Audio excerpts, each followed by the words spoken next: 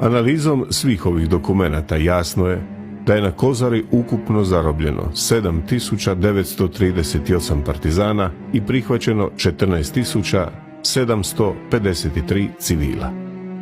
Građa koja se danas još uvijek teško dostupna nalazi u Vojnom arhivu u Beogradu jasno govori da zarobljenici s Kozare nisu završili u logoru Jasenovac.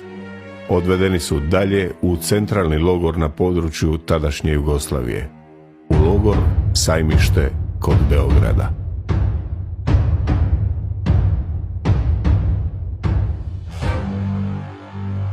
"12. srpnja upućeno je 1000 kozaračkih zatočenika iz Hrvatske Dubice. 13. srpnja upućeno je u Sajmište novih 1574 zatočenika. 15. srpnja 555. 16. srpnja upućeno je daljnjih 904 zatočenika. Nadalje, 23. srpnja iz Hrvatske Dubice na Sajmište upućeno je 36 zarobljenih partizana. 25. srpnja još 159 zatočenika. 28. srpnja iz Dubice poslali su još 983 zatočenika s Kozare. Upućivanje u logor Sajmište se nastavlja i u kolovozu 1942. godine. 3. kolovoza dolazi 103 kozaračkih zatočenika.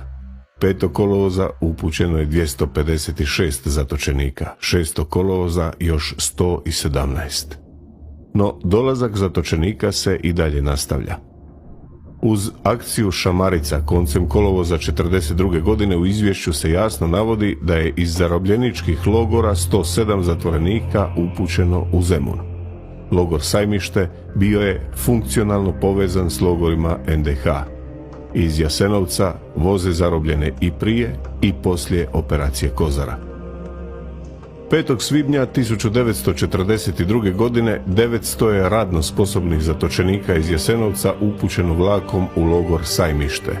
Među njima i 100 Hrvata, pripadnika komunističke partije i sudionika Narodno-oslobodilačkog pokreta. 17. svibnja 1942. iz Jasenovca je stigao transport daljnjih 650 zatočenika, uglavnom seljaci. 20. svibnja 1942. iz Jasenovca poslan je novi transport, njih 700. U logor Sajmište stiglo je 699, uglavnom Srba povezanih s Narodno-oslobodilačkim pokretom s područja Sunje. 25. svibnja kao radna nadopuna iz Stare Gradiške i Jasenovca stiglo je još 700 zatočenika. Dokumenti pokazuju povijesnu prijevaru Titove Jugoslavije. Sajmište u Beogradu se zamagljuje, a stvara se mit o Jasenovcu. Samo od svibnja 1942. do kolovoza 1942. u Sajmište odlazi više od 20.000 zarobljenika iz Jasenovca. U istom vremenskom razdoblju iz područja Jasenovac odvezeno je više od 14.000 zarobljenika na rad u Njemačku. Njemački arhivi nam iznose još jednu povijesnu činjenicu, a to je da su iz bitaka na Neretvi i Sutjesci, a obje su se vodile na području države NDH, svi zarobljenici bili odvezeni u logor Sajmište. Niti jedan zarobljenik nije zatvoren u logorima NDH.